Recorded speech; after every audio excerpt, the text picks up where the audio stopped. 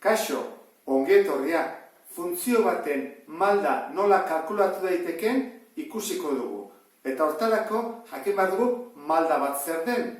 Pentsatzen dut, zuek ibili bat zarete bizikletan aldapa batekin topatu zeratenean ematen dizutela halako 100 bat, ezta? Adibidez, aldapa bat 105.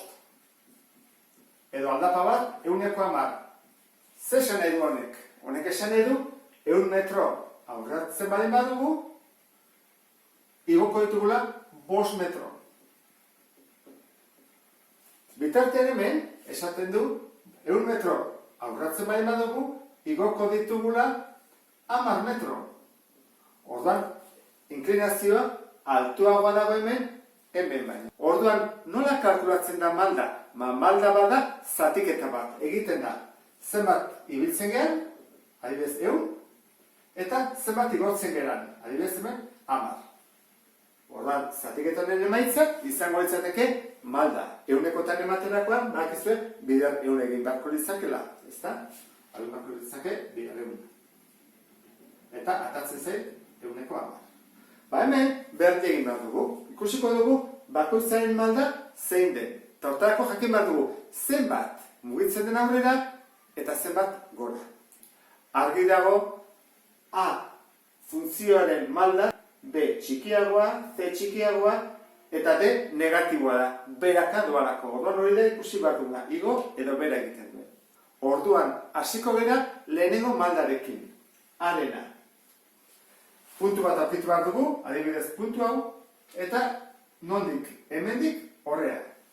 Orduan, hemendik horrea joateko, zenbat joan da eskubira? Bat, ezta? Bat eskubira. Orduan, malda, arena izango litzateke.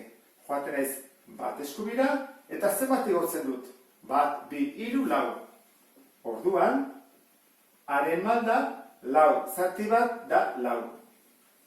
Aurkitu dugu, honen malda. Bigarrena, beren malda. Hartu bat dugu puntu bat, hemendik. Eta beste bat, 0,0.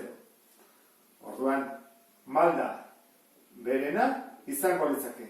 Zenbat mugituko ez eskubira? Bat, bi, hiru. Eta gora, bat, bi. Orduan, hiru aurrean, bi gora. Malda zein da, bi eren. Ezin da simplifikatu, horrela geldituko litzake. Orain, zeren malda. Malda. Z izango litzake. Hemendik horrea, zela pauso, bat, bi, hiru, lau, bost. Bost eskubitara, eta gora, bat bakarra. Orduan bere malda, hau izango litzake. Azkeneko malda, derena da, eta hau berakadoa, negatiboa da orduan. Jarriko dugu, malda, derena, berdin. Eta puntua zen izango da, hau, hemendik onera. Ezta? Horra ingo dugu. Zenbat aurrera, bat, bi. Eta, ziten du, jetxi, bat, bi. Bi negatiboa beraz. Orduan, minus bi, zati bi, hau bai detekela, zatik eta minus bat. Orduan, honen malda, izango litzateke minus bat. Ze gertatzen da, puntu hartu beharrian, beste bat artikoan adibidez hau. Edo hau. Berdin da zein puntu hartzen dugun, beti malda berdinatako zaigu. Nola funtzio guzti hauek proportzionaltasun zuzenekoa diren, honekin daiteke baita ere bere funtzioa. Honena, zen izango litzake? I berdin, malda jarri behar dugu, lau, isa. Honena zein da? Ba, berdin.